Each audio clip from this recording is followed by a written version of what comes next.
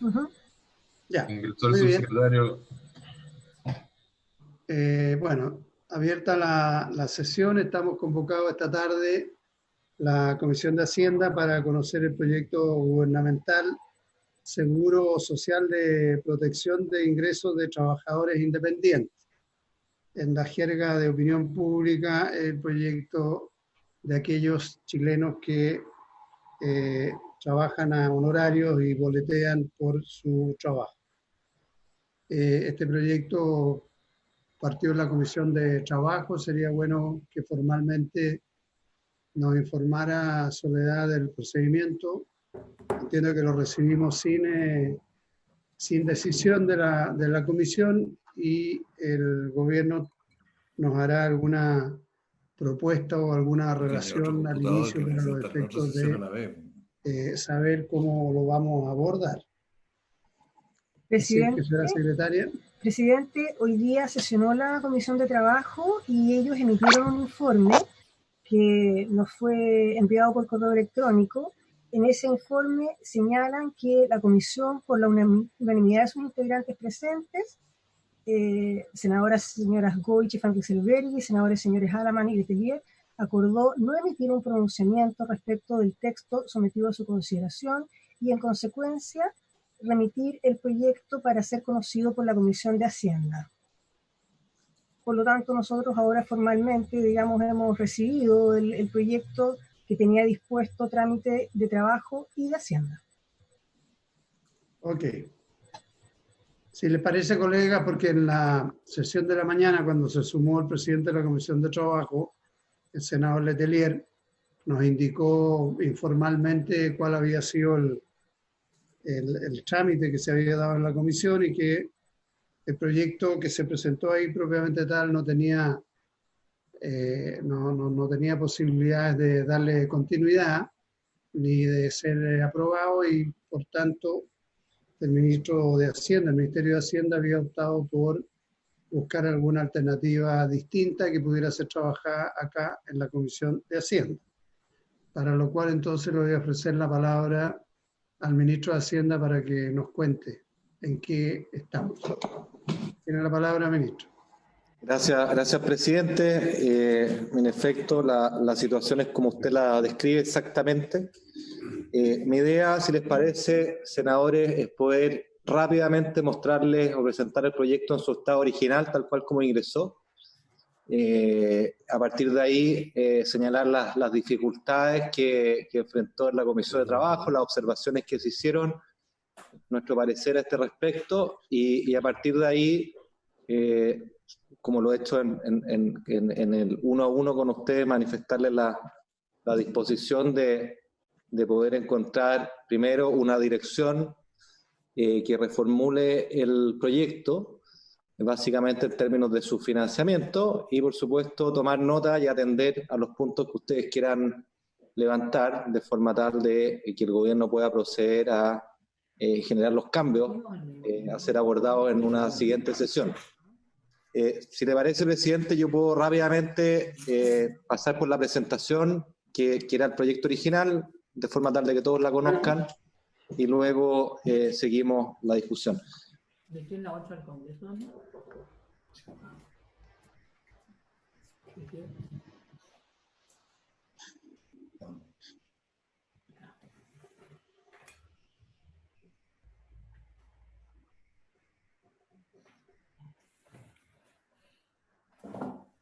Que los demás colegas apaguen los micrófonos. Gracias.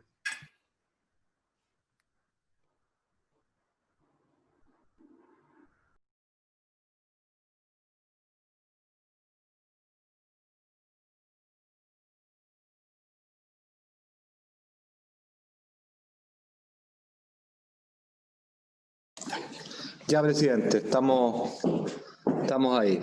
Entonces, mire, como señala el título, la propuesta tiene como objetivo generar un mecanismo que permita compensar caídas en los ingresos de los trabajadores independientes con boleto honorario, que están experimentando ya y que van a experimentar en los meses que siguen.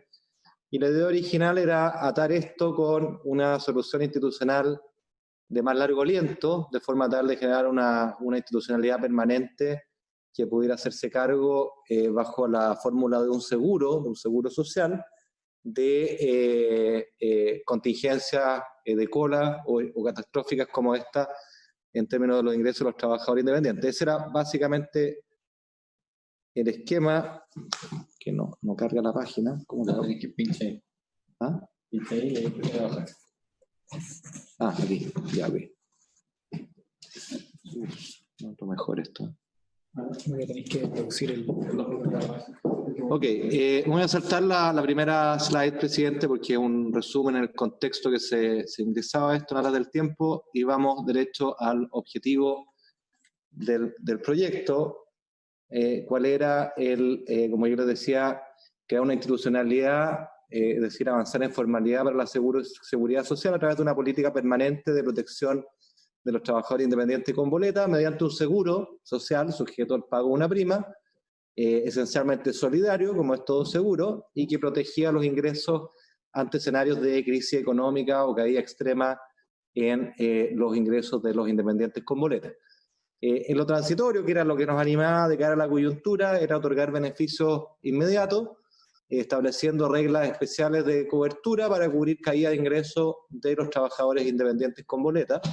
Y esto se financiaba entonces a través de un aporte fiscal por hasta $300 millones en el proyecto original, y a posteriori a través de la cotización de una prima a lo largo del tiempo en este nuevo seguro, que iba acumulando dinero, y a medida que se cumpliera un cierto umbral de acumulación, la idea es que, al igual que lo hicimos en el Fondo de Seguro de Cesantía, esos dineros que en el momento de iniciar el fisco ponía pudieran ser devueltos.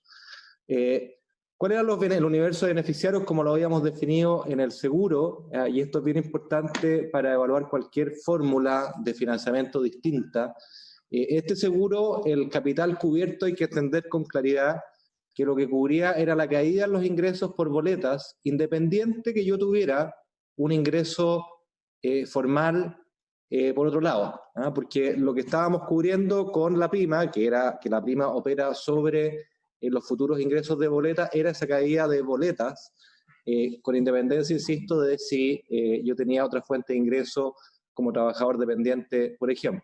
Entonces era bastante, porque este punto es importante, porque quiere decir que este seguro era bastante generoso respecto al universo de trabajadores independientes con boleta honorario elegible, toda vez que lo que se cubría se recuperaba por la prima que ellos iban a pagar por futuras boletas, ¿no? Entonces, en particular, este universo consideraba a personas que hubieran emitido boletas de honorario en 4 de los últimos 12 meses o en 8 de los últimos 24 meses antes de abril del 2020. A su vez, se activaba este seguro cada vez que los ingresos mensuales por boletas de honorario hubiesen tenido una disminución significativa. Nosotros establecimos esto en una caída de al menos un 20% respecto del ingreso promedio mensual por boletas de honorario en los últimos 12 meses anteriores a abril del 2020. En tercer lugar, proponíamos que esto fuera atingente a aquellos que hayan emitan sus boletas de forma electrónica o en papel para aquellos que hayan cumplido con la obligación de realizar pagos provisionales mensuales. Y en estas condiciones de elegibilidad estimábamos que había un universo de beneficiarios cercano al 1.200.000 trabajadores independientes con boleta de honorario que cumplían con estas características. Ahora, respecto al régimen transitorio y los beneficios inmediatos que esto podría generar, lo que nosotros planteábamos en el proyecto es que si el ingreso promedio imponible era igual o inferior al equivalente del salario mínimo, 320.500 pesos, el beneficio ascendería a un 70% de la caída en los ingresos por boletas que ese trabajador tendría vis a vis del promedio mensual de los últimos 12 meses. Voy a enseguida mostrarle algunos ejemplos que permiten clarificar esto, pero por ahora esas son las reglas. A su vez, en caso que el ingreso promedio fuera mayor que el equivalente al salario mínimo, y aquí ahí me van a perdonar un poco la complejidad técnica de las palabras, el beneficio ascendería al 70% del resultado de multiplicar la caída en el ingreso por el promedio entre el ingreso promedio imponible y 320.500 pesos. Les pido que dejen el trabalengua quizás en beneficio de inventario, creo que se va a aclarar con los ejemplos que vienen más adelante. Esta guarismo, esta fórmula, en el fondo lo que buscaba era garantizar una tasa de reemplazo que decae mientras más altos son los ingresos en relación al salario mínimo, y que al mismo tiempo, como lo voy a mostrar enseguida, fuera una caída, ¿no es cierto?, que fuera suave, que no tuviera saltos discretos, de forma tal de evitar los arbitrajes o los casos raros. A su vez, establecíamos un monto máximo a cubrir, a transferir en este régimen transitorio de 500.000 pesos mensuales. Esto quiere decir que para una renta muy alta, que tiene una caída significativa, lo máximo que el seguro, o que más bien el régimen de transición pagaba, eran estos 500.000 pesos. En el gráfico que ustedes están viendo acá, hay un ejemplo genérico donde en el eje horizontal están los distintos niveles de renta promedio mensual de los trabajadores, hasta lo hacemos llegar acá a 3,5 millones de pesos, y en el eje vertical medimos la tasa de reemplazo, entendida como aquella parte del ingreso de la persona que sigue obteniendo, pese a tener una caída, más la compensación que hace este mecanismo respecto de la parte que sufre una caída. En definitiva, en este ejemplo, y suponiendo, por ejemplo, trabajadores independientes con boleta en horario que sufren una caída de sus ventas con boleta a la mitad, la línea lo que muestra es la tasa de reemplazo que estos trabajadores obtendrían de aplicar este régimen transitorio. Como ustedes pueden ver, es más alta y cercana o exactamente igual al 85% para las rentas que están por debajo del equivalente del salario mínimo, y luego va decreciendo suavemente conforme uno aumenta el nivel de ingreso promedio mensual. Algunos ejemplos para entender la propuesta. Por ejemplo, un trabajador con un ingreso imponible de 300.000 pesos, que tiene una caída de sus boletas de 50%, es decir, sigue vendiendo 150.000, pero perdió 150.000, la cobertura del 70% hace que este mecanismo transitorio le pague 70% de esos 150.000, es decir, 105.000, con lo que el trabajador al final del mes obtiene 255.000 pesos, los 150 que mantiene, los 105 que agrega el mecanismo de ayuda, y eso genera una tasa de reemplazo del 85% relativo al ingreso que hubiera obtenido en ausencia de esta coyuntura o contingencia de caída en los ingresos. Un segundo ejemplo, si tomamos a un trabajador que tiene un ingreso imponible cercano, o en este caso de 1 millón de pesos, nuevamente, si el ingreso cae en 50%, este continúa recibiendo 500.000, y aquí entra esta fórmula que era una suerte de trabalengua en lo escrito, que opera de la siguiente manera. Tomamos una cobertura que se calcula como el 70% de la mitad del promedio de su ingreso y 320.500, es decir, lo que está abajo, 0,7 por 0,5 por 660.250, lo que cubre el seguro son aproximadamente 231.000 pesos. Con esto, este trabajador mantiene 500.000, que es la mitad que sigue recibiendo, más los 231.000 que está agregando el mecanismo de ayuda, total 731.000, y la tasa de reemplazo en consecuencia del 73%. Por supuesto, estas tasas de reemplazo varían dependiendo del monto de la caída, pero quiero, manteniendo el mismo ejemplo de una caída del 50%, terminar con el último, que es algún trabajador de una renta alta, por ejemplo, 3 millones de pesos mensuales en promedio, su renta cae a la mitad, recibe 1,5 millones. Bueno, aplicamos la fórmula que les dije, resultaría de esto que el mecanismo de ayuda deberá entregarle 581.000 pesos, pero tenemos un tope máximo de 500.000, ergo, al final del día, este trabajador recibe 1,5 millones que continúa percibiendo, más los 500.000 del mecanismo de ayuda, con lo que su tasa de reemplazo es del 67%, y así, ¿no? Si uno sigue subiendo en la escala de ingresos de las personas. Se proponía, además, que en el régimen transitorio, y esto es importante para la discusión que sigue, que esto fuera administrado por la Tesorería General de la República y el Instituto de Previsión Social, Se establece además que se podrá percibir un pago de beneficio por cada mes de caída de ingresos y hasta por un máximo de 3 meses en lo que queda del año 2020, es decir, independiente del número de meses que el trabajador independiente sufre una caída mayor al 20%, lo que decíamos acá, los trabajadores independientes en este esquema tienen derecho a 3 giros mensuales de aquí al fin del año. Adicionalmente, senadores, y esto era importante, nosotros establecíamos una norma de control y de reliquidación de renta a partir de abril de 2020 y hasta cerrar el año. ¿Y por qué es esto?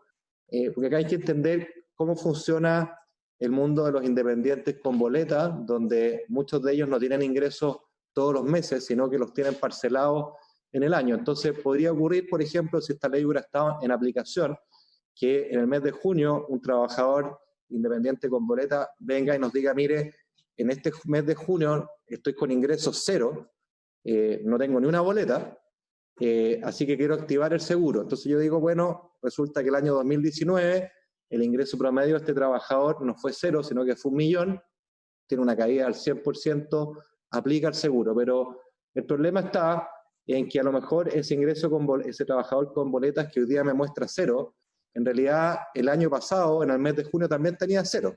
Y lo que sucede es que en realidad sus pagos ocurren en julio y no en junio. Pero nosotros queremos siempre darle el beneficio de la duda, pero lo que queremos al final del día, como esto operaba como un seguro, es que si el trabajador me decía, miren, choqué mi auto, yo le creo, le pago, le doy la plata para arreglar el auto, pero quiero cerciorarme a final del año si es que el auto efectivamente sufrió un siniestro o no. Y si no sufrió el siniestro, la idea es que yo reliquido y me tiene que devolver la plata. Eso es lo que estaba en el espíritu en este esquema de seguro y lo que justificaba esta norma de control y de reliquidación. Ahora bien, y con esto voy terminando, como les decía al principio, esta ayuda inmediata, que tenía esta lógica de seguro, planteaba también la generación de un régimen permanente, por permanente entiendo que vaya más allá de esta coyuntura y de esta crisis, y generar un mecanismo de cotización permanente y un seguro que tuviera bien definido bajo qué criterios se activaba. ¿Cuál era el objetivo? Era proteger los ingresos de los trabajadores independientes con boleta con motivo de hechos o circunstancias excepcionales que afectaran gravemente el mercado del trabajo de los independientes con boleta, de forma tal de que se produjera una caída importante de ingresos. El hecho exógeno o la causal exógena, una circunstancia excepcional, es clave para entender, o era clave para entender la lógica del seguro, porque acá coloquialmente muchas veces se habla que este era una suerte de seguro de desempleo para los trabajadores independientes, pero ese concepto no tiene mucho sentido en el caso de un trabajador independiente que es a la vez su empleador y su empleado, por así decirlo, y donde la decisión de estar empleado o no, es decir, de estar generando ingresos o no, no solo depende de elementos exógenos, sino que también depende de elementos asociados a su propia conducta. Dicho de otra manera, yo podría decidir no trabajar por razones X o Y en determinados meses, y esa no es una contingencia que un seguro debiera cubrir. Lo que nosotros quisiéramos cubrir es una caída de ingresos no voluntaria de ese trabajador independiente. Entonces, las circunstancias de la activación de este seguro, según planteamos, era la declaración de un estado de excepción constitucional, por ejemplo, como la que tenemos ahora, o una crisis económica que puede ser definida según factores objetivos que se establecían en el proyecto, por ejemplo, una caída de la actividad económica relevante en una recesión en términos técnicos que permitiera o activara un decreto dictado por el Ministerio de Hacienda y por el Ministerio de Trabajo y Previsión Social que indicara las razones para activar el seguro, es decir, objetivara las contingencias y los hechos que gatillan o que justifican la activación del seguro, que estableciera el área que cubre, porque acá la verdad es que pudiéramos tener catástrofes o choques exógenos que afectan los ingresos de los independientes con boleta, que no solo son a nivel nacional, sino que pueden revestir una característica local, por ejemplo, un mega incendio que afectara el sector turismo de determinada localidad, o una catástrofe natural, un terremoto, en fin. Y por otro lado, el mes de inicio de la cobertura. Eso se establecía en el secreto. Ahora bien, ¿quiénes eran los beneficiarios en este esquema de seguro permanente, en el régimen permanente? Quienes hubieran pagado la cotización anual del seguro, como decía ya antes, que su renta hubieran experimentado una caída significativa, es decir, mayor al 20% comparado con el promedio de los últimos 12 meses. Y en esta situación, en régimen, se estimaba un universo de beneficiarios cercano a los 2 millones de personas o trabajadores. Planteábamos en este esquema una cotización permanente equivalente al 0,4% de las rentas brutas como trabajador independiente, con un tope imponible igual al del seguro de desempleo, esto es aproximadamente 3.300.000 pesos.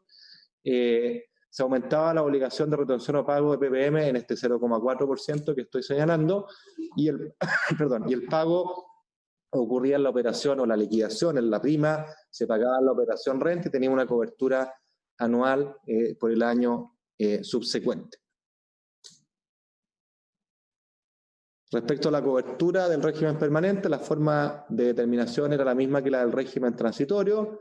Se podrían solicitar los beneficios por cada mes de caída en ingresos hasta por un máximo de 3 meses, continuos o discontinuos, dentro de los siguientes 9 meses al inicio o al acto de autoridad que gatillaba el seguro, y al igual que antes se establecía una norma de control y de reliquidación para evitar redundancia o malos usos de este seguro en caso que no ocurriera. Por último, se planteaba que en este régimen permanente habría la creación de un fondo que se alimentaba regularmente con las cotizaciones, que iba a ser administrado por el administrador del seguro de desempleo, que iba a estar regulado y supervigilado por la super de pensiones, y que establecía una norma de sustentabilidad del fondo, en el cual una vez que se alcanzasen o se acumulasen, producto de estas cotizaciones, 100 millones de dólares, este fondo, cualquiera sea el momento en que esto ocurriese, podía empezar gradualmente a enterar los fondos que en el momento inicial el fisco concurrió a poner para poder pagar el régimen transitorio, los 300 millones de dólares a los que yo me refería. Entonces, presidente, eso era lo medular del proyecto. Contarles, como usted sabe, que en la Comisión de Trabajo se plantearon varias reservas respecto a este esquema. Si bien se valoró la intención, ¿no es cierto?, de generar institucionalidad, de generar formalidad, se nos hizo una crítica que a mí me parece pertinente, honestamente, y que era que esa lógica de generación de una institucionalidad permanente no conversaba con el sentido de urgencia o la discusión inmediata que el régimen transitorio, que es poder allegar estas ayudas o estos recursos para los trabajadores independientes que han sufrido bajas en sus ingresos y que las necesitan ahora, no conversaba la discusión de largo plazo, que requiere ser más larga, más estudiada, más pausada, con el sentido de urgencia que planteaba el régimen transitorio, y creo que ese es un punto perfectamente válido y en el cual creo que compartimos. En segundo término, se planteó también dudas, reservas, opiniones respecto a la pertinencia de este seguro permanente, en tanto tal, nosotros lo definimos como un seguro catastrófico. Y bueno, uno puede tener sus reservas u opiniones ahí. Creo que la única manera de poder, si es que uno entiende la lógica de seguros o quisiera ir por la vía de la lógica de seguro, creo que la única manera de abordarlo es por la vía de un seguro catastrófico, en términos de que ocurriera algo exógeno al trabajador independiente que le hiciera perder una parte relevante de sus ingresos. Creo que no podría ser de otra manera debido a lo que les expliqué o la distinción que hago respecto al seguro de cesantía, donde la verdad es que la contingencia a la cual está sujeta el trabajador es mucho más rutinaria. La verdad es que uno lo pueden despedir contra su voluntad naturalmente, si no sería despido cada 2, cada 3 años, y ahí se produce el hecho exógeno. Acá era un poquito distinto y efectivamente esto estaba diseñado para grandes eventos, para contingencias que no ocurren cada 2 o 3 años, sino que probablemente hechos excepcionales que ocurren cada 10, cada 15, una recesión importante, una catástrofe natural o una mezcla de ambas, como lo que estamos experimentando hoy día. También se plantearon reservas relativo a que esto fuera solidario. Bueno, por definición un seguro es solidario porque transfiere riesgo entre los actores, y se planteó también, curiosamente diría yo, por parte de trabajadores del sector público, su reserva respecto a que ellos tuvieran que contribuir con una cotización permanente para un seguro que probablemente ocuparan rara vez, digamos. En otras palabras, al menos así lo entendimos nosotros, se ponía en cuestionamiento la pertinencia de tener un mecanismo solidario, lo que a veces resulta curioso, ¿no? Pero en fin, esos creo que fueron los puntos levantados, presidente, y creo nosotros le manifestamos al presidente de la Comisión de Trabajo que tuvo la verdad muy buena disposición en todo este proyecto, y yo quisiera agradecerlo, dio todas las facilidades para que pudiera ser visto en Hacienda, el Senado, y que ojalá pudiera esto ver la luz prontamente, porque hay muchos trabajadores que lo esperan. Por el lado nuestro, tener la apertura, digamos, de conjuntamente con algo que me parece todos reconocemos, que es la necesidad rápida de poder dar una solución a los trabajadores independientes, poder buscar fórmulas que permitan financiar esa cobertura, que sean distintas que la de este seguro permanente con una cotización permanente, y que me parece a mí solo pueden derivar en algún esquema de préstamo blando, de préstamo en muchos meses, muchos años quizás, pero préstamo al fin por la siguiente razón, y con esto termino. Se podría plantear acá que esto debiera ser un bono, un regalo con cargo a fondos fiscales, pero la verdad es que sería bastante difícil de presentar, y con justa razón, que uno le entregara, por ejemplo, a un trabajador que tiene una renta de 2 millones de pesos, por ejemplo, uno le entregara un bono de 500.000 pesos en circunstancias que hemos estado discutiendo, montos bastante menores para aquellos más vulnerables y más necesitados. Por lo tanto, me parece que no tendría demasiada viabilidad ni presentación un esquema de ese estilo. Y en segundo término, presidente, si uno quiere emular el espíritu del Fondo de Seguro de Cesantía, que todos aprobamos, este Senado, esta comisión, masivamente, respecto a la suspensión temporal del trabajo, recordaremos que ahí lo que se hizo es apelar o financiar esas prestaciones con cargo a los ahorros que habían acumulado los trabajadores y sus empleadores en el pasado. Y aquí la lógica debería ser la misma, pero como no hay ahorros pasados, la verdad es que lo que debería corresponder es que esto se financia con cargo a ahorros futuros. Y cuando uno lo ve de esa perspectiva, si yo entrego un beneficio hoy día con cargo a un ahorro futuro, eso se parece bastante a un préstamo, y creo que lo que uno debería definir en esos términos es las condiciones de ese préstamo, las condiciones de borde, quizás los montos máximos, el universo de trabajadores elegibles, me parece a mí, y volviendo a algo que ya mencioné, debería acotarse también a aquellos que probablemente el ingreso por boleta honorario es su fuente de ingreso principal. En el caso del seguro no tenía demasiado sentido hacer esa distinción, toda vez que ese seguro se iba a pagar con una prima que operaba respecto a los ingresos futuros de boletas de honorario, pero en este caso me parece que la discusión es algo distinta. Así que lo dejo ahí, presidente, y me parece que la idea es escuchar sus dudas, sus planteamientos, de forma tal de delinear un marco de entendimiento para que nosotros como Ejecutivo podamos hacer una propuesta alternativa que nos permita avanzar en este tema. Muchas gracias. Muy bien. Gracias, ministro. Tengo pedida la palabra por parte del senador Lagos y luego el senador Coloma. Senador Lagos. Sí, muchas gracias, ministro, por la presentación del proyecto. Viendo la presentación del proyecto y habiendo conversado con algunos miembros de la Comisión de Trabajo, y así como algunos de los expertos o técnicos que concurrieron a la misma, surgen dudas respecto. Cuando digo dudas, quiero ponerlo todo al revés. Voy a empezar positivo. Qué bueno que estamos trabajando y legislando sobre este tema. ¿Ya? Voy a partir con la mitad del vaso lleno. las dudas que saltan o que generan es se hace un esfuerzo en este proyecto para hacer dos cosas simultáneamente. Tratar de establecer un régimen de apoyo transitorio para hacer frente a la crisis y simultáneamente tratar de ir delineando una institucionalidad permanente. Entonces, lo que puede generar alguna complicación es tratar de hacer estas dos cosas al mismo tiempo. Yo creo, se me ocurre que tal vez deberíamos concentrarnos hoy día en cuál es la ayuda que le vamos a dar de manera transitoria a este sector de chilenos, los trabajadores independientes honorarios, y darnos un tiempo para ver la institucionalidad más permanente, ¿ya? Porque de lo contrario nos vamos a enredar acá tal vez desde el punto de vista de la necesidad de operar con urgencia en esta materia. Creo que fue, no creo, fue, y tengo acá la presentación también, presentación del ministro Rodrigo Valdés, la Comisión de Trabajo, ¿ya?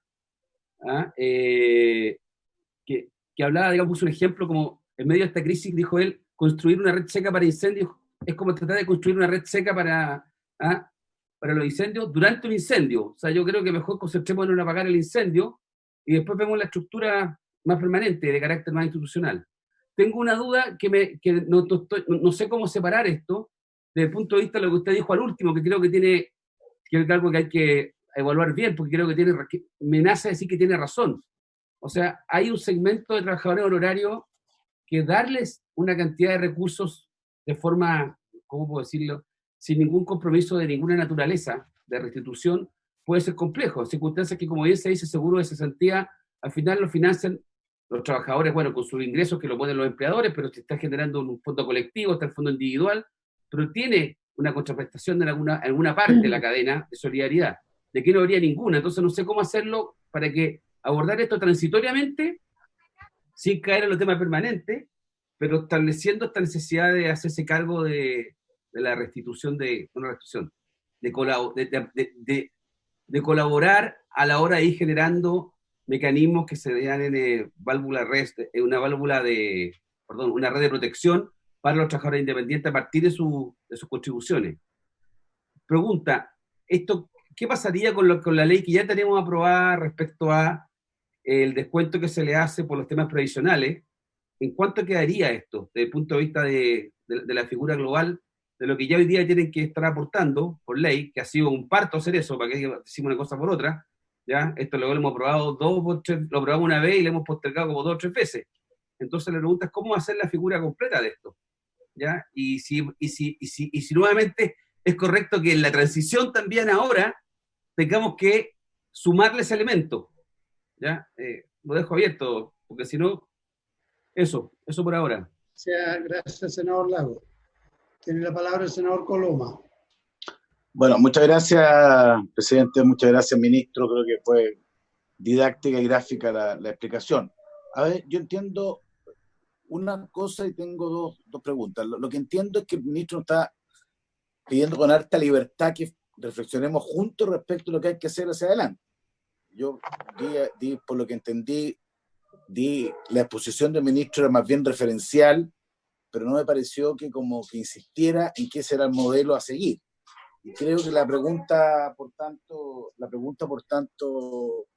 pregunta del senador Lago, me da la impresión de que estamos tratando de abocarnos a un sistema de emergencia y vamos a dejar de lado lo permanente. Yo es lo que entendí. Si entendí mal, me gustaría rectificarlo. O sea, lo que el ministro está invitando es decir, somos capaces, a propósito del mundo de los trabajadores honorarios que ha sufrido un colapso igual que el resto, hacer alguna política pública especial ante esta emergencia sin auto obligarse a que adicionalmente también estemos viendo una respuesta al problema global permanente, es lo que entendí. Y las preguntas, ministro, pues, no sé si tienen los datos, pero para hacer una composición de lugar, ¿hay una idea de cuánta gente vive? Dos preguntas: ¿vive exclusivamente de honorarios y de honorarios mezcla con algún tipo de ingresos permanente? Y segundo, ¿cuánto se estima que ha sido la pérdida promedio? Yo sé que es difícil calcularlo porque probablemente el único dato que tenemos es en marzo y algo de abril. Podrá haber en impuesto interno, me imagino un dato de esa naturaleza, de por lo menos respecto de los descuentos que son obligatorios, o por lo menos los registros, porque ahora ya no son, hay un periodo especial de cuánto se puede calcular el, entre comillas, daño que ellos han sufrido. Hago esta pregunta, ministro, para saber un poquito el tamaño del problema, ¿no? Porque, claro, yo entiendo y tiendo a sospechar que hay mucha gente, cuando hablo con muchos ceros, pero no sé exactamente cuántos, no sé cuántos solo honorarios, porque yo creo y lo hablamos en su momento, creo que lo que dice el ministro es correcto. A propósito de la palabra honorario, estamos mezclando dos situaciones que pueden ser diferentes. Aquellos que tienen ingresos y además honorario, o solo honorario. Yo seguí una política pública excepcional para el momento, tiendo a coincidir que lo prioritario es lo segundo. Entonces, ellos querían hacer esa primera reflexión para ver si había entendido bien, que era una discusión más amplia, de discutir un tema con las velocidades del caso, porque esto no aguanta una discusión de 2 meses. Mi impresión es que nosotros tenemos que tener alguna respuesta dentro de las próximas semanas, 15 días, respecto de un mundo que está hoy día, al igual que el resto, pasándolo muy mal. Así que eso es mi pregunta, mi reflexión y mis 2 consultas, estimado presidente. Muy bien, senador Coloma. Me solicitó la palabra el senador García. Después la está pidiendo el senador Letelier.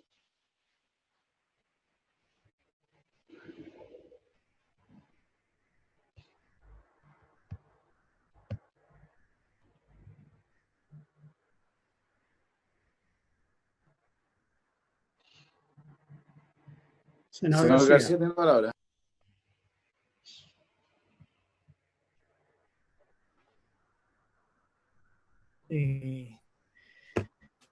Yo quiero sumarme un poco a las preguntas que formulaba el senador Coloma. Quizás sería bueno que nos entregaran un detalle también por tramo, porque aquí se dice de que este seguro debiera comprender a 2 millones de eventuales beneficiarios, pero yo creo que puede que hayan algunos sectores, algunos segmentos donde es más posible que tengan que usar este seguro, otros probablemente no lo van a usar nunca. Sería bueno que tuviéramos un poco desglosado por tramos de quienes tienen ingresos mensuales hasta 500.000 pesos, de quienes van de 500 a 1 millón, en fin. Y por supuesto saber quiénes son solo honorarios o quiénes están combinados entre honorarios y remuneraciones fijas. Creo que eso nos ayuda a poder construir mejor la solución.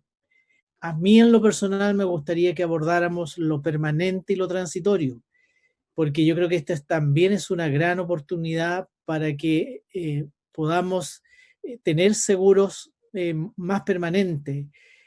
Nosotros muchas veces en las regiones sufrimos situaciones de inundaciones, sufrimos situaciones de incendios forestales, terremotos, etcétera, que paralizan la actividad productiva por 30 días, por 60 días, por 90 días, y el ideal sería que este instrumento lo tuviéramos precisamente también para ese tipo de emergencia.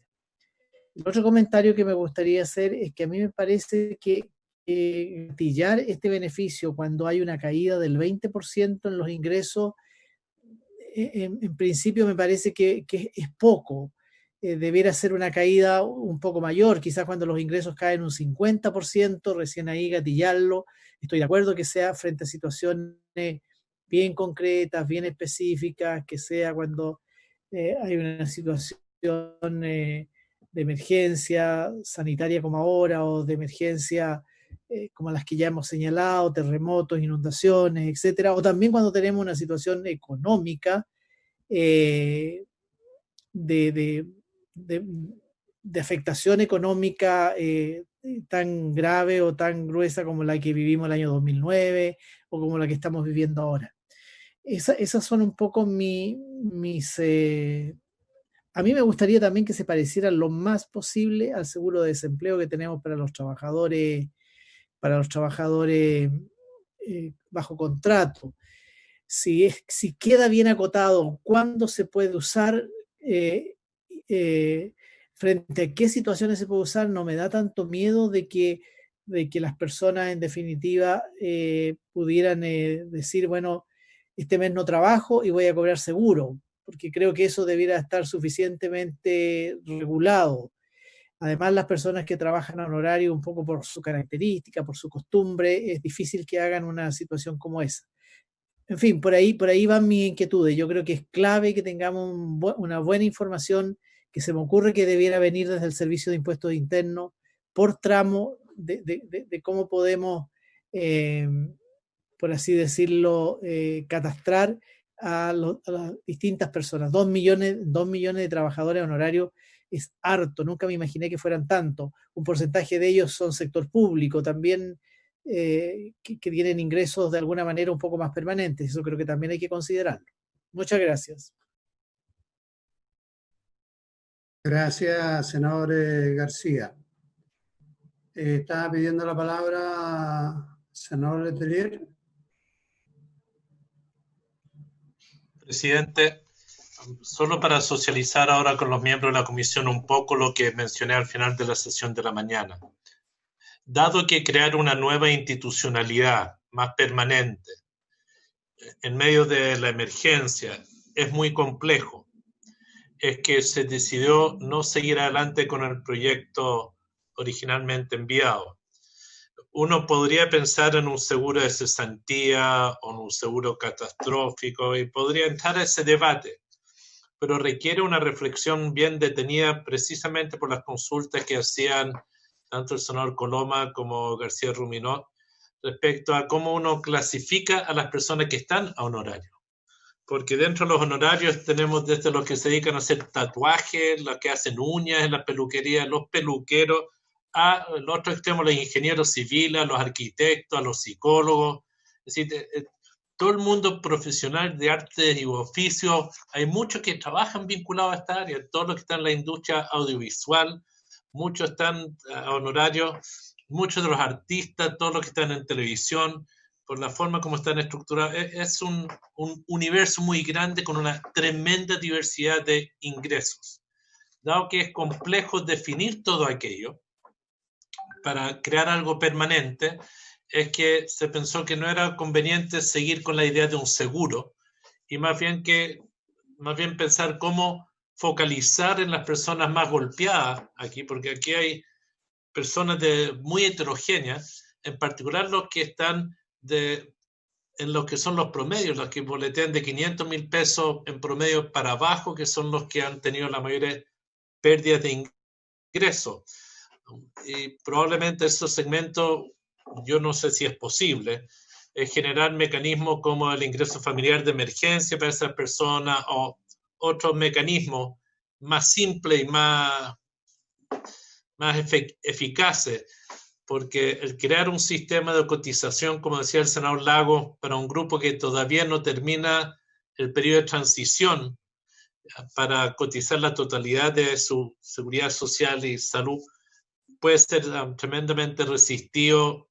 Y por último, lo que, no sé si lo dijo Pepe, es bien difícil fiscalizar de que no haya mal uso de la boleta honorario. La gente puede intencionalmente dejar de emitir boleta, irse a lo informal, es complejo. Entonces, lo quería plantear, estos temas fueron los que nos llevaron a la comisión, a más bien plantear que se debería discutir cómo el Estado genera un mecanismo para aquellos que boletan a honorario que estén en condiciones más restrictivas, porque la caída de ingresos para algunos podrán haber dejado de emitir boletas, pero que están con rangos superiores, eso quizás se puedan aguantar un poco más fácil que los que boletean por montos menores.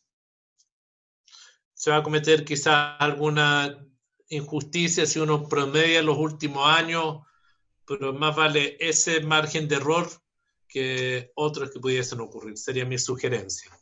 Gracias, senador Letelier. Me está pidiendo la palabra también el senador Carlos Montes. Don Carlos, tiene la palabra. Gracias, presidente. Mire, yo más bien quería consultar qué información se entregó en trabajo, porque a mí me gustaría saber cuál es la cantidad de personas, cómo se llegan a los 2 millones, la distribución por regiones, la distribución por área o por ramas o por sectores, y a su vez el rango de ingresos que tienen en boleta, o sea, tener una información. Yo me imagino que esto se entregó, ya no sé si se habrá entregado, pero si no es así la pido, y si ya se entregó, que se nos entregue a nosotros también. En segundo lugar, quiero saber si la Comisión de Trabajo pidió algún estudio comparado a la biblioteca de cómo se resuelve este problema en lo permanente y en lo transitorio en otros países, que es una información bastante necesaria porque para tener luces, digamos, y propuestas de otra alternativa. Quería consultar esas dos cosas. Yo pensé que el ministro iba a partir contando lo que era el proyecto y a su vez después diciéndonos qué propuestas concretas tenía. No sé si a continuación va a hacer una propuesta específica. Quisiera saber eso. Gracias, presidente. Gracias, senador. Bueno, antes de que le pasemos la palabra al ministro, yo quisiera hacer un par de comentarios. En estricto rigor, por lo que le entendí al ministro al término de su presentación del proyecto, que ya no es el proyecto que tenemos que discutir acá, hay que en el fondo fijar un criterio y sobre la base del criterio definir, ver qué camino es el que se sigue, porque en términos sencillos, si no es un seguro en los términos que está planteado, por las complicaciones que tiene, para poder ayudar a estas 2 millones de personas que son en su mayoría trabajadores independientes o algunos con dependencia permanente de alguien que le hace un contrato, el caso del sector público, y que están a honorarios, pero en realidad trabajan de manera permanente. Uno llega a la conclusión de que para poder ayudar en la coyuntura que se está viviendo ahora, no hay más que pensar o en algún tipo de préstamo o en algún tipo de subsidio directo. O no veo muchas otras fórmulas, porque si no vamos a llegar tarde. Con una legislación permanente vamos a llegar tarde y seguramente no va a ser solución. Aquí lo que pasa es que hay demasiada gente que dejó de tener ingresos de la noche a la mañana. Y eso se traduce en que se quedaron sin ingresos y se traduce en que no pueden cumplir con las medidas sanitarias y tienen que seguir trabajando, corriendo todos los riesgos que ya hemos conversado infinitas veces. Entonces, a mí me parece que sería bueno definir un cierto criterio. Entiendo que el ministro lo que quería era tener una impresión más o menos de cómo vemos nosotros el tema, qué es lo que se puede hacer. Y las consultas, ministro, viene y tómelo en buena, estos 300 millones de dólares que constituían este fondo sobre el cual se hacía el fondo solidario, se pagaba esto y después se devolvía. En la práctica era una suerte de préstamo. Una suerte de préstamo, porque si a mí me dan un ingreso ahora X y yo tengo que devolverlo después, por mucha facilidad que me den, es un préstamo. Si está concebido como un préstamo, veamos formas más eficientes de hacer el préstamo a aquellos que lo requieran y ver después cómo se devuelve. Esa puede ser una alternativa, al estilo FOGAPE, llamémoslo así. Hay algunos que postularán, otros que a lo mejor no les conviene, y algunos que pedirán más dependiendo de sus ingresos, y hay otros que pedirán menos dependiendo de sus ingresos. Porque en esto también, yo siempre digo, aquí estamos hablando de los sectores medios del país, objetivamente, que en un momento determinado, si les va bien, pueden tener ingresos muy altos, otras veces no les va tan bien, bajan los ingresos y serán promedio, lo que se quiera. Pero estamos hablando que no es un bono que tiene un carácter más asocial a la vulnerabilidad. Aquí estamos hablando de personas que además no reciben ningún tipo de ayuda frente a esta situación de pandemia de parte del Estado. No entran por ninguna parte. Porque si fueran personas jurídicas, bueno, podrían a lo mejor postular al FOGAPE a pesar de que no está funcionando para nada. Si fueran personas vulnerables o podrían pensar en el ingreso familiar de emergencia. Si fueran personas que tienen contrato, estarían en el seguro de cesantía. Aquí no le llega por ninguna parte. Entonces creo que la primera decisión también del gobierno, es decir, de los 2.000 millones de dólares que se estableció como un fondo para enfrentar a la informalidad, para ver el tema de los trabajadores independientes, que como decía bien, un colega senador puede ir desde un peluquero hasta un dentista que nos está atendiendo porque nadie se va a arriesgar al contagio, ni el dentista ni el paciente, o qué sé yo, en tantas áreas de servicio. Entonces, es mejor definir un criterio, a qué es lo que está dispuesto el gobierno. A esos 300 millones de dólares invertirlo por la vía de un subsidio, y si es un subsidio, es evidente que tiene que ser un subsidio mucho mayor que lo que se han entregado ahora. Y ahí, al revés de lo que mucha gente piensa, la relación debería ser a la inversa. A una persona que está boleteando 1,5 millones, 2 millones de pesos, es evidente que su nivel el tren de compromiso, de deuda, de gasto, de pago de hipotecarios, de cuentas, etcétera, es más alto que uno que boletea menos. Y por lo tanto el subsidio debiera ser proporcionalmente a esa situación. Habrá que colocar topes, lo que se quiera, pero creo yo que tiene que ir por esa línea. Parte importante del rechazo que tuvo este proyecto fue el hecho de que en la práctica, con este sistema de seguro que se había planteado, era una cosa en que el Estado ponía la plata por un lado, creaba el fondo solidario y después le exigía a los mismos trabajadores que se suponía estaban beneficiando que devolvieran la plata. Creo que esos son los criterios básicos que hay que resolver, ministro, y después veremos qué es lo que es más eficiente. Si es un bono, si es un subsidio directo, si se da, o se pueden plantear las dos cosas también. Algunos a lo mejor lo que les puede interesar es un préstamo un poco mayor y ver de qué manera se devuelve una vez que vuelva la normalidad. Pueden ser sistemas combinados. Y usted ha manifestado estar abierto a discutir este tema y me parece que es bien razonable. Bien, le voy a dejar la palabra, ministro, para los comentarios que tenga que hacer. Gracias, presidente. Déjeme tratar de recoger algunas de las preguntas que se hicieron y vamos al fondo del asunto después. Se preguntaba acá cuántas personas viven mayoritariamente de los honorarios, es decir, que no tienen otra fuente de ingreso principal. Depende cómo uno se lo mire. Si yo agarro las personas que solo tienen ingresos por honorarios, son aproximadamente 800.000. Si luego me pregunto cuáles tienen un flujo regular de ingresos honorarios, por ejemplo, al menos 4 boletas en 12 meses, ya el universo baja a 400.000. Entonces, estamos en ese rango. Por supuesto que se pueden hacer muchas más aperturas, como las que se han solicitado, las que señalaba el senador Montes, por ejemplo, a nivel regional, el senador García, los detalles por tramos. Creo que todas esas son preguntas bien pertinentes y lo mismo que decía el senador García, relativo si acaso uno no quisiera cubrir caídas que fueran más radicales que el 20%. Sin duda es un tema abierto. El senador Lagos Weber planteaba cuánto quedaría en este esquema, cuál sería la prima o el costo a devolver, al menos lo entendí yo, en un esquema de préstamo. Bueno, va a depender del monto de la prestación que le entregue yo hoy día, y por supuesto se puede calibrar caso a caso.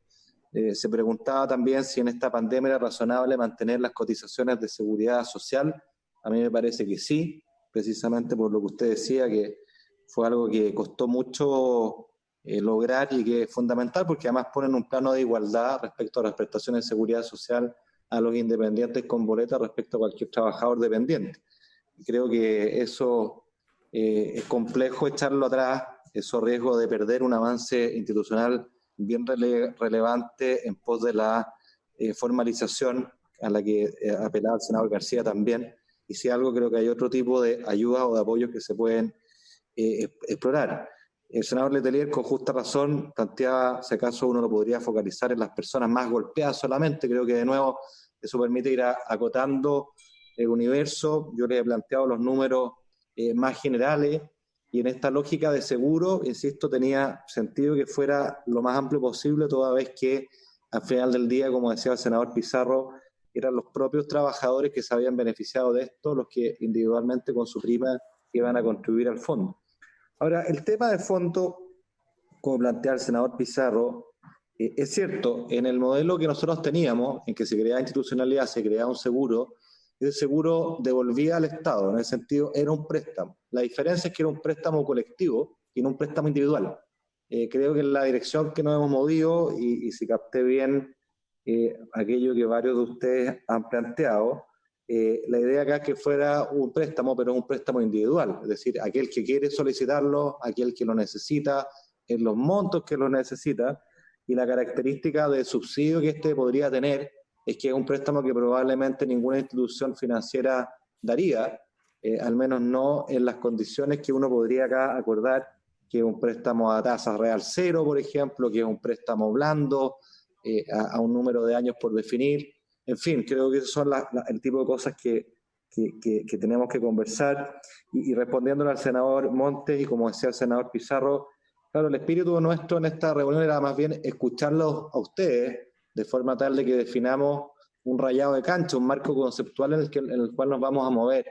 Y de esta forma el Ejecutivo puede traer, y podemos conversarlo antes de traerlo, incluso una serie de propuestas más detalladas que permitan hacerse cargo de la necesidad de poder concurrir con un apoyo en el muy corto plazo. Creo que ese es el objetivo fundamental. Una cosa práctica que es importante, a diferencia de otros proyectos, este es un proyecto que cualquiera sea la fórmula o la modalidad que definamos, una vez aprobado, si se aprueba, es muy fácil de implementar porque tenemos los registros administrativos de los ingresos de las personas. Como todos sabemos, impuestos internos tienen nuestras cuentas corrientes, que es donde nos aplican las devoluciones en caso de ocurrir, y por lo tanto es muy fácil de operacionalizar y muy rápido operacionalizar esto en caso de que lo aprobemos. Ahora, en línea con lo que ustedes han dicho, nos parece a nosotros como gobierno que acá, claro, las opciones disponibles son solo dos. Uno es que esto fuera gasto público, es decir, un subsidio puro y duro directo, y la otra es que sea un préstamo. Nos parece a nosotros que el único camino viable es el de un préstamo, y el de un préstamo blando, y uno puede discutir las condiciones de blandura de ese préstamo por la sencilla razón, insisto, que no tiene mucha presentación, que yo, habiendo definido un ingreso familiar de emergencia, donde tuvimos diferencias respecto a los montos, pero esas diferencias estaban, si eran 65.000 pesos por persona u 80.000, que yo concurriera con un aporte que es un subsidio directo, una transferencia con cargo de recursos fiscales que aportan todos los chilenos, incluyendo los más vulnerables. Yo tuviera que concurrir con una ayuda sustancialmente mayor para un sector evidentemente en una situación más holgada, de mayor holgura. Sería eminentemente regresivo, y creo que eso es algo que no puede estar en la discusión. Entonces, creo que el camino que nos va quedando, efectivamente, el camino de un préstamo, y puede ser un préstamo, insisto, muy blando, un préstamo que esas personas son libres de tomar, y un préstamo que probablemente ninguna institución financiera estaría en condiciones de otorgar. Entonces, por ahí viene la palanca de política pública del Estado, el subsidio indirecto que está asociado, y creo que no tenemos muchas más alternativas. Un comentario así cortito, que se sale de la conversación, pero dado que el senador Pizarro lo mencionó, quiero comentarles que les estamos mandando esta tarde a todos los jefes de bancada, por instrucción mía, un documento que preparamos con todo el set de medidas de ayuda de distintos instrumentos para la PYME, incluyendo naturalmente el FOGAPE, y espero que en esa minuta con datos en mano puedan revertir la opinión de que esto, como decía el senador Pizarro, no ha funcionado o cosas por el estilo, porque un dato simple y duro, que ahí se manifiesta muy claramente. Nosotros al día de anteayer, al 20, teníamos 2.200 millones de dólares de créditos cursados, el 65% de ese monto iba a la PYME, es decir, más de 1.400 millones de dólares, y esos 1.400 millones de dólares, si uno proyecta al cierre del mes, son 3,5 veces lo que en un año normal, en un mes de mayo de un año normal, todo el sistema financiero cursó a la PYME. Es decir, acá cuando se dice que no funciona, al menos desde la perspectiva agregada, la palanca de crédito no solo no se ha trancado para las pymes, que lo típico que ocurre en una recesión o en una situación como la que estamos viviendo, sino que se ha apalancado por 3,5 veces. Eso no obsta naturalmente que uno no puede hacerse cargo de los casos frustrados, de los casos que no han resultado, que tienen líneas de espera, que no han recibido buena respuesta, pero yo quiero ser bien enfático y por eso preparamos ese documento, que los números en esto acompañan al objetivo de la política, que es generar un impulso del crédito, particularmente para la PYME, en el momento en que lo que cabría esperar era que se restringiera el crédito, y como les muestro, está 350% respecto de lo que hubiera ocurrido en un año normal sin crisis. Creo que ese dato habla por sí solo. Gracias, senador. Muchas gracias, ministro. No sé si hay alguien que quiera hacer algún otro aporte, comentario, consulta de todas las intervenciones que han salido para ir estableciendo un criterio de cómo seguimos. El ministro en la práctica sigue en la línea de pensar en una suerte de préstamo. Si ese fuera el camino, hubiera acuerdo en eso, habría que buscar la fórmula y los montos y los tiempos en que eso se pueda devolver el día de mañana. Lo que sí es claro es que a este sector de trabajadores a honorario o independientes, o como los queramos llamar, hay que buscar un mecanismo alternativo que les permita tener posibilidades de un apoyo, de un aporte, porque objetivamente en los otros esquemas no entran, y eso es un hecho de la causa. Por eso estamos pensando en algo especial. Ofrezco la palabra. Presidente. ¿Quién, perdón? No alcanzo a ver. Senador Coloma. Senador Coloma. Tiene la palabra, senador Coloma. Te llevaste, Coloma. Te llevaste, Coloma, bien. Me llevé. No, si va a hacerlo breve. A mí me parece, ministro, me parece bien hacia dónde va orientado. Creo que es mucho mejor saber la verdad, y claramente no pareciera que haya mucho espacio para hacer más gasto público en esta pasada, digamos. Eso usted lo ha dicho con alta, no sé si lo he dicho con claridad, quizás sin entusiasmo, no sé, porque es difícil. Así, suponiendo que es un préstamo, que a mí no me parece mal, porque si es un préstamo podemos hablar de cifras un poco más allá de las del 20% que hacía referencia el senador García. Ahí lo que sería importante, que sería es cómo precisar con la mayor justicia posible, porque aquí tenemos que, esto es un tema ético de fondo, cómo llegar realmente al que lo necesita, sobre todo si va a ser un crédito, porque, digámoslo al revés, mientras menos sean, hay más posibilidades de que ese crédito sea más amplio y sea una tasa más razonable, creo yo, porque si son 2 millones, va a ser más difícil. El ministro va a decir con razón, yo no puedo prestarle a 2 millones de personas a tasa UF más cero por el 50% de lo que solían recibir. Entonces, yo creo que habría que trabajar bien con los datos. Y para mí, como dato, me quedé con lo que dijo el ministro, o sea, si son 800.000 personas las que viven solo de honorarios, habría a su vez hacer 2 cálculos adicionales. Primero, ¿cuántos de esos dejaron de recibir honorario en marzo o abril? ¿Cómo poder determinar dónde se produjo esa baja? Eso es re importante.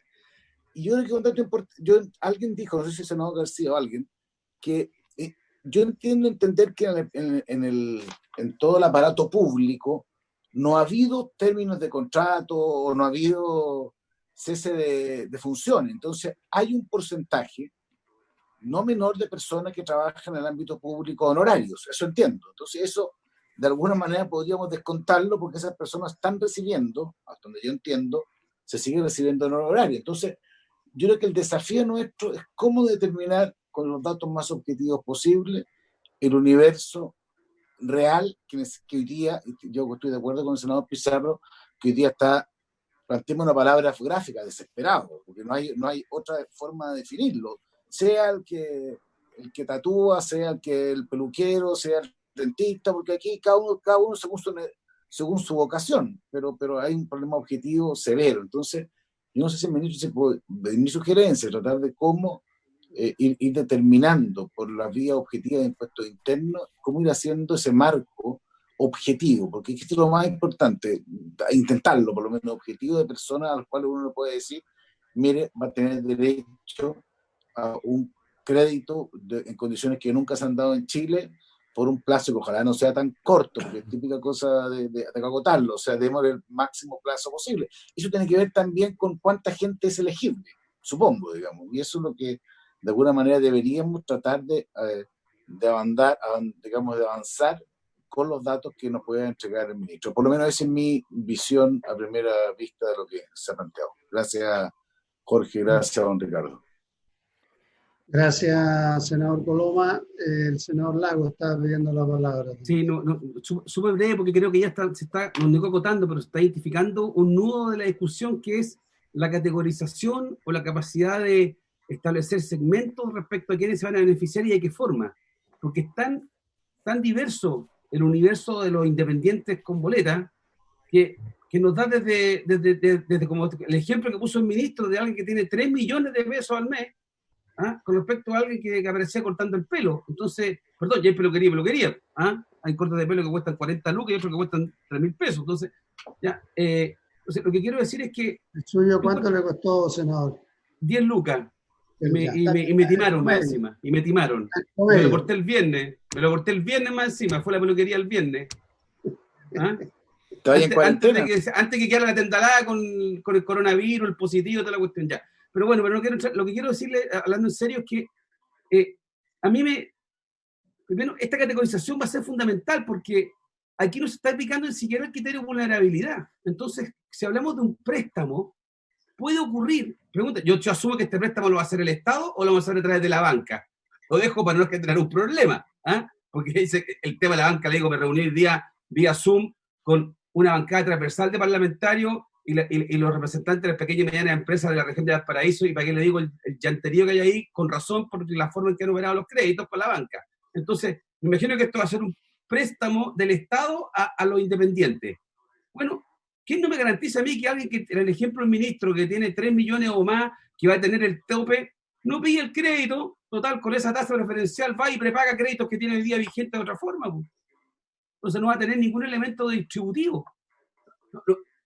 Yo sé que cuesta ponerse en todos los escenarios, pero ¿qué me cuesta a mí? Soy independiente, me están regalando un crédito, porque es muy, muy bajito, y yo lo uso entonces para prepagar deuda de otra cosa, porque total yo tengo ahorros, puedo vivir sin eso. Entonces, creo que esto del préstamo genera unas distorsiones que me incomoda a priori, entendiendo el razonamiento que está detrás, de que tiene que haber una contribución, pero no le estamos pidiendo contribuciones a nadie acá, y además yo le digo, tratemos de resolver este tema a los independientes de manera convincente para los independientes, tratemos de explicar bien qué está ocurriendo con la pequeña y mediana empresa, con los créditos FOGAPE y todos los otros proyectos, los programas que se anunciaron, y vamos viendo qué va a pasar con las cajas de alimentos y el ingreso familiar de emergencia. No quiero mucho para atrás, porque sin eso, todo lo que anunció el ministro hoy día respecto a grandes empresas va a ser más difícil de llevarlo a la práctica y defenderlo. Yo sí creo que hay que tener alguna política respecto a grandes empresas, pero tengo que hacerlo parándome sobre una base de legitimidad que resolví.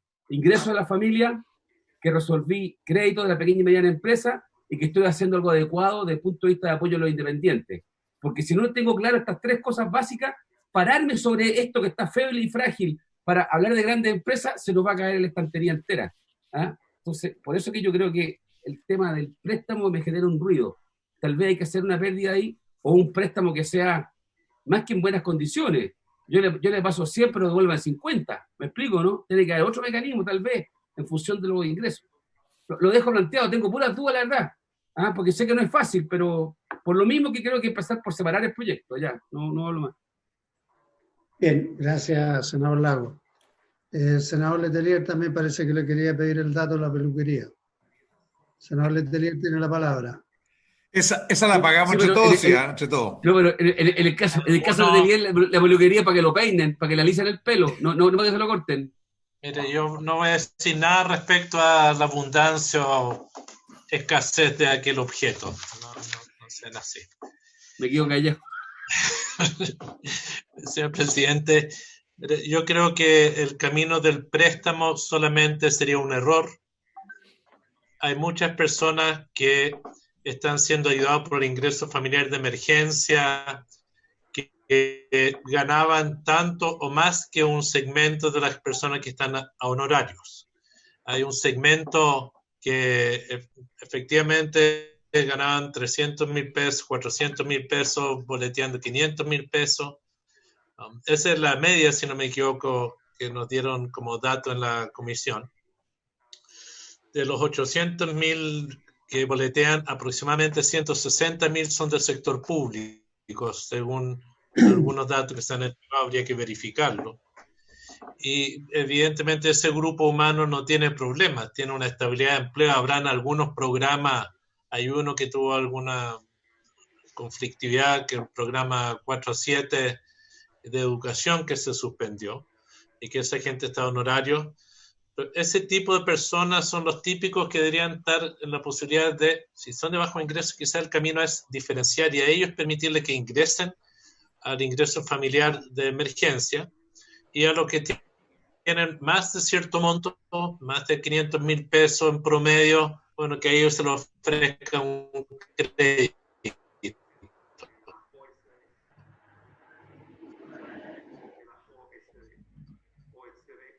Se fue la voz. Pero ofrecer No se oye. estos bajos ingresos un crédito, yo creo que sería una discriminación y sería... Voy a ver si apago el video. ¿Aló, ahí? Ahí sí. Ahí. Presidente, yo haría la sugerencia de dividir en dos grupos, de los que tienen un promedio, parece que tengo mala comunicación. Ahora No se sé si escucha. se escuchó, ministro.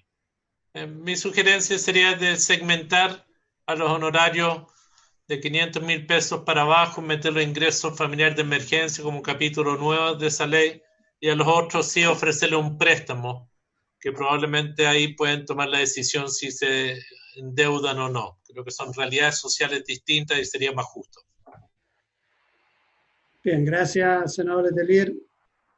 Yo no sé si el senador Montes quiere hacer algún comentario. Sí, por favor, presidente. Senador No Montes. sobre la peluquería del... No, mire, yo quiero insistir en la necesidad de una información lo más sólida posible para poder fundamentar cualquier propuesta. No creo que sea cuestión de plantearla sin tener información más sólida. Yo quiero pedirle, ministro, con la información que usted tiene, insistir en la necesidad de tener datos por región, por rango de monto de boleta, por área económica y ojalá características de las personas que son recién entrando a trabajar. O sea, ¿cuál es la situación? Si nos están pidiendo una opinión respecto a alternativas, creo que es bien importante tener mucho más información y nosotros no tenemos acceso fácil. La verdad que en el ingreso familiar de emergencia, poder llegar a más información nos costó harto. Poder llegar a determinar nosotros que había 177.000 familias con pensión de invalidez a las cuales el diseño las va a afectar mucho.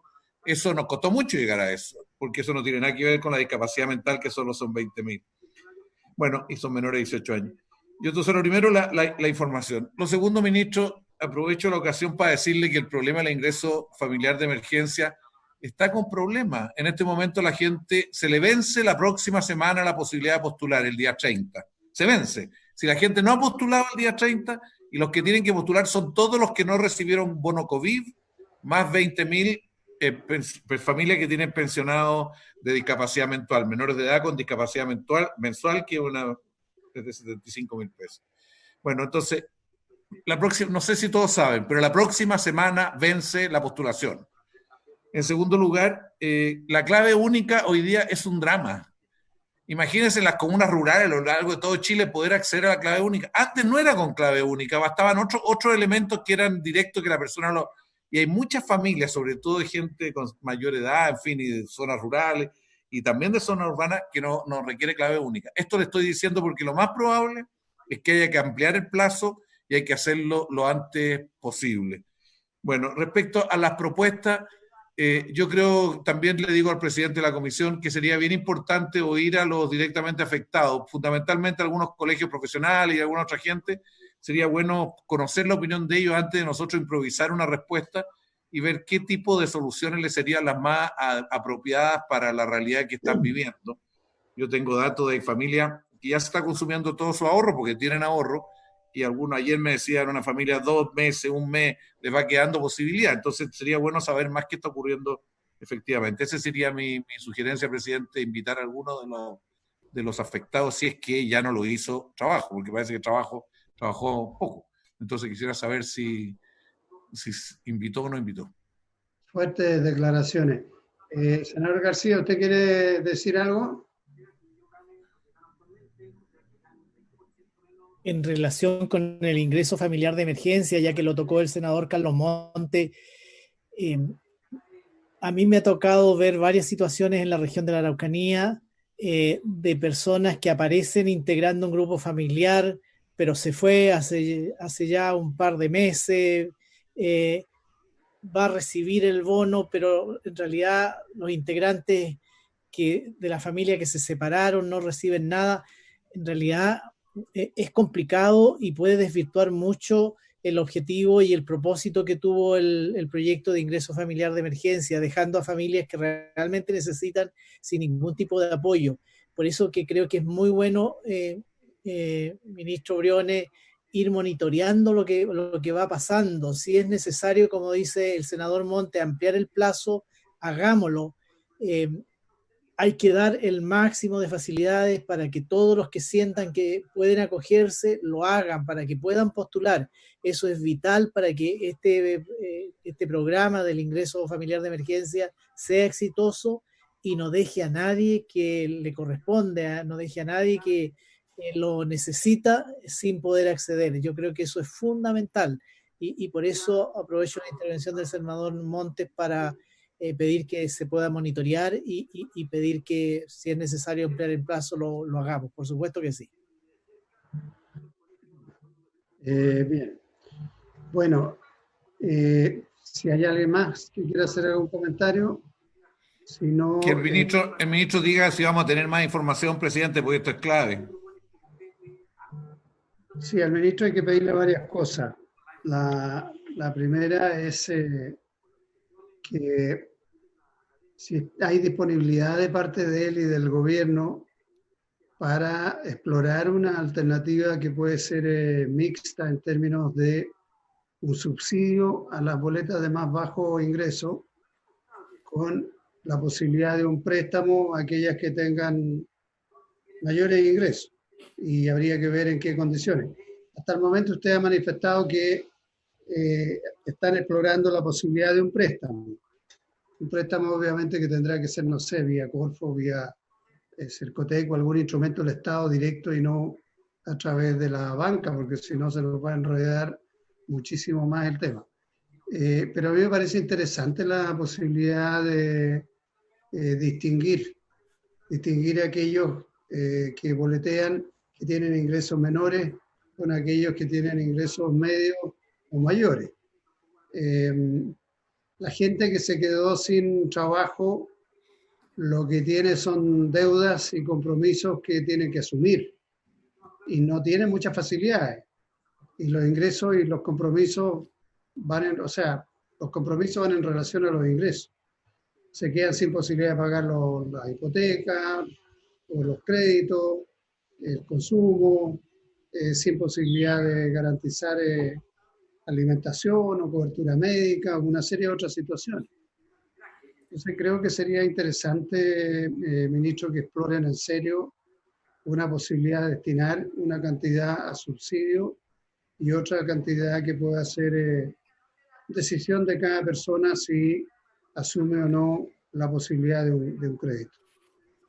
Es evidente que hay que también fijarnos un tiempo para escuchar o pedir opiniones o recibir mayor información. Entiendo que tiene discusión inmediata el proyecto, vence el lunes o el martes, creo. Está claro que no es una cosa que podamos resolver de aquí el lunes o el martes. Entonces me gustaría saber con qué tiempo y con qué espíritu estamos trabajando, ministro. Gracias, presidente. Sí, a ver, lo que dice el senador Monte, varios lo han sugerido o lo han solicitado los datos. Obviamente vamos a tener la mayor apertura a los datos. Le puedo decir, eso sí, que la partición regional no es posible, porque de hecho la hemos explorado antes. Esto es por RUT y a veces no es o sea, una persona que presta servicios le puede prestar servicios a una región o a una empresa que está radicada en sede distinta, entonces no es tan simple como suponer que alguien que vive en Concepción solo presta servicio en Concepción, para poner un ejemplo. Pero miren, vamos a hacer la máxima apertura de grupos de ingreso, por cierto, cantidad o frecuencia de emisión de boleta. No es lo mismo una persona que emite una boleta al año de forma esporádica que una que lo hace de forma más regular, porque concordamos naturalmente que eso es fundamental para la discusión. Creo, si entiendo bien, y en lo conceptual estamos de acuerdo con la idea, que cada uno debiera distinguir entre aquellos más vulnerables y aquellas personas de clase media o clase media más alta en los cuales pudiera operar un préstamo. Creo que la primera derivada de esta discusión es que aquel trabajador honorario que ha tenido una caída en su ingreso y que es vulnerable y que es susceptible del IFE, del ingreso familiar de emergencia, debiera tener que optar entre estos dos mecanismos, porque no puede sumar los dos. Creo que esa es la primera derivada. Si uno considera que el ingreso familiar de emergencia para una familia de 4 personas era 260.000 pesos, y estamos pensando que hay una fuente de ingreso en esa familia, estoy extremando el argumento, estaríamos diciendo que aquellos trabajadores independientes con boleta con un ingreso promedio del orden de 300.000 pesos estarían yendo al IFE. Y ustedes recordarán que una de las cosas que hizo el IFE fue precisamente excluir la restricción que operaba para los bonos, que es cuando tuviéramos un integrante de la familia que tenía un ingreso formal, por ejemplo, vía boleta, que ha excluido el beneficio. Hoy día ya no es así. Por lo tanto, lo que estoy diciendo es que un trabajador que es el sostén principal de su familia y cuyo ingreso principal sea la boleta, y que a su vez sea de bajo ingreso, esa persona, ese trabajador, esa trabajadora debiera estar cubierto por el IFE. Y ahí está la parte de subsidio. Yo concuerdo con lo que planteaba el senador Letelier, y uno quizás podrá discutir los tramos, ¿no es cierto?, hacia arriba, pero naturalmente hay un cierto tramo, quizás arriba de 500.000 pesos, donde esto es más bien un préstamo y no es un subsidio, porque, insisto, creo que no tendría presentación de cara a los 4,5 millones de chilenos y chilenas beneficiados por el IFE, donde hemos tenido una discusión que es muy legítima por lo demás respecto del monto. Creo que además, como lo han planteado ustedes, naturalmente este préstamo blando es un préstamo que hace el Estado, esto lo hace Tesorería. En el fondo es decir, mire, yo le adelanto este dinero hoy día como si fuera una devolución de impuestos. Lo hemos hecho, así que por eso les digo con certeza que esto es de muy rápida implementación. Y luego usted me lo va a pagar en 2, 3, 4, 5 años, lo que sea, por ejemplo, a través de una retención adicional en sus futuras boletas de honorario. Ese es el esquema, es decir, el fisco pone a disposición la caja fiscal, como lo ha hecho postergando el pago de impuestos, adelantando devoluciones, pero en un horizonte mucho más largo, con un criterio blando, y que, insisto, uno podría discutir los tramos. Quizá hay un tramo intermedio entre 300.000 y 500.000 que tiene que haber algún tipo de solución que mezcle préstamo con alguna contingencia al ingreso. En fin, son ideas que tiro arriba de la mesa. Me quedo con ese encargo, con ese lineamiento, si lo entiendo yo, corríjame si me equivoco, y con el compromiso que en la próxima sesión poder tener a la vista los números, las estadísticas, e ir poniéndole borde a esta discusión, con el compromiso además también, naturalmente, de darnos el tiempo para discutirlo. Creo que en cambio no tenemos tanto tiempo. Ustedes bien saben mejor que yo y lo decía el senador Pizarro, ¿no? Acá hay un universo del mundo del arte, de las artes escénicas, la producción audiovisual, que funciona en base a esto y que hoy día está completamente parada. Entonces, de hecho hay una encuesta del Ministerio de Cultura que demuestra que el 90% de los que entran en las categorías de artistas en todas sus dimensiones son honorarios. Entonces, bueno, ahora que estamos dejando de lado el mecanismo permanente, que es aquello que planteó el senador Letelier, para una discusión en su mérito más larga, creo que dándonos el tiempo para discutir deberíamos poder tratar de avanzar lo más rápido posible para que esto pueda ser realidad. Pero me quedo con esos encargos, senador Pizarro. Yo no sé si hay alguna cosa más que ustedes quisieran abordar para trabajarlo el fin de semana. Está sin... Me queda claro que la idea es tener una propuesta completamente distinta al proyecto que ingresó. Nos vamos por la vía, por lo que he entendido, de una propuesta mixta en que de 500.000 pesos hacia arriba será préstamo, 500.000 pesos abajo con las salvedades que usted dice, se puede pensar en un subsidio para aquellos que no van a entrar dentro del IFE. Y ahí me imagino que habrá que establecer bien un sistema. Es evidente que es mucho más fácil, tal como usted lo dice, el que Tesorería, por la vía de adelantar devolución de futuros impuestos, pueda entregarle los recursos rápidamente a los contribuyentes. Y a su vez, la forma de cobrar también es la misma. Entonces ya dependerá de los tiempos y los plazos en que fijemos, de manera que sea realmente una alternativa y una solución para aquellos miles de trabajadores independientes, profesionales, trabajadores por cuenta propia, gente que ejerce oficio, los que están en el área de servicio, etcétera, etcétera, puedan asumirlo. ¿Cuánto tiempo necesita para trabajar una propuesta así? Y para entregarnos la información, de aquí al lunes, algo tienen ustedes adelantado, por lo que sé.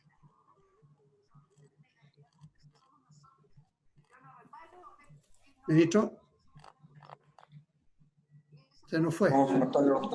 Mire, para el lunes yo creo que va a ser complicado por impuestos internos. Estos cruces son bien lentos. Por lo tanto, creo que en el marco conceptual de la propuesta, en los términos que hemos dicho, sí podemos hacer, pero entiendo que los datos son importantes tenerlos a la vista. Nosotros tenemos algunos datos, efectivamente, pero no tienen el nivel de granularidad que aquí se ha planteado. Entonces, eso va a requerir un poquito más de tiempo para pedirse los impuestos internos. Es relativamente lento esto. Puede ser un par de días más, pero tampoco yo me quiero, no sé, comprometer a... Todos sabemos que es un tema urgente, pero también entendemos que vamos a hacer una propuesta nueva, en buenas cuentas, hay que articular. Así es. Y entonces el gobierno tendrá que manejar de otra manera las urgencias, de eso se encargará usted. Y el martes o miércoles está bien, pues nos va avisando el lunes cómo va. Nosotros vamos a citar cuando sea necesario para ver de manera especial este tema a la comisión. Senador Monte, ¿usted quiere decir algo? Sí, dos cosas. Uno, le pido que aprovechemos el tiempo para oír a ciertos sectores, insisto en eso. Y lo segundo, creo que sería muy bueno pedir un estudio comparado de la información que haya. A la biblioteca pedirle que nos diga, a lo mejor ya se hizo, no sé, pero sí, pedirle qué se está haciendo con este segmento social en otros lados. Cuando uno mira ahora las canastas que aparecen como gran novedad en este país producto de la historia, uno compara con Estados Unidos que están entregando un bono, un ticket, ¿de acuerdo? Y por todos los meses, en fin, hay otros modelos y creo que nos ayuda mucho a tener visión más de conjunto. Por eso yo insistiría en que la biblioteca trabaje con prontitud, por lo menos reunir la información. Gracias. Lo de la biblioteca me parece bien. Entregan unos vouchers en Estados Unidos, con lo cual la gente, y con fecha incluso, para que la gente pueda hacer la compra. Y aquí también se han repartido vouchers antes. ¿Cómo? Lo que no creo que sea conveniente es invitar a nadie a dar opinión sobre algo que todavía no tenemos. Porque si no nos van a opinar del proyecto para atrás. Entonces, lo que tengamos más o menos articulado una línea de acción. Estoy de acuerdo. Podemos ir planteándole a algunos de nuestros asesores, especialistas, esta idea y de qué manera creen que se puede implementar. Sí, yo creo que es bueno oír algunos, podemos hacerlo por separado, pero está bien, está bien. Pero tiene razón, perdón, presidente, tiene razón el criterio suyo, porque primero tenemos que modelar una fórmula. Yo entiendo que lo que ha dicho el gobierno es que hay que estar repensando, y repensando con bastante libertad. Entonces, tenemos espacio para poder tener una propuesta, y ahí podemos oír a gente, creo que, porque si no, nos vamos a llenar de propuestas y vamos a perder el hilo que supone tener sobre un proyecto determinado. Bien. No, en todo caso, si no hay acuerdo acá está bien, lo vamos a hacer de otra manera, pero creo que es bueno saber la opinión de otros afectados. Sí, la gente vamos a Sí, pero escucharse le podemos pedir la opinión a los otros cuando llegue la propuesta. y los vamos No, a... propuse que Que nosotros a lo mejor se nos internamente ocurre algo podamos... mejor conversando con los afectados. Pues. Sí, Bueno, pero no bueno, importa, claro. si está bien, no hay acuerdo. O, Está bien. Colega, o entrando en una afectados, yo lógica creo sin que- salida también. colegas, yo creo que hoy día Pero no nos tenemos enojemos. cosas claras respecto a las cuales podemos empezar a trabajar y a consultar a nuestros asesores o la gente que nos merezca confianza. Una es que del proyecto que ingresó está claro que no tiene, no sigue. Segundo, No tiene fuelle. el ministro ha expresado con claridad que él está más por la vía de préstamo. La alternativa de un préstamo es de fácil implementación, tanto para entregar el recurso al que le prestan y también para la devolución. Y también está, y creo que hay que abrirse, como se planteó aquí, la alternativa de hacer algo mixto desde un monto X. Se ha hablado de 500.000 pesos, pueden ser 600, 400, no sé, pero 500.000 pesos hacia abajo, ver la alternativa de un subsidio, siempre y cuando no ingrese al IFE, y de 500 para arriba, ver la posibilidad de un préstamo con todas las facilidades del mundo, y cada cual sabrá si hace uso de eso o no.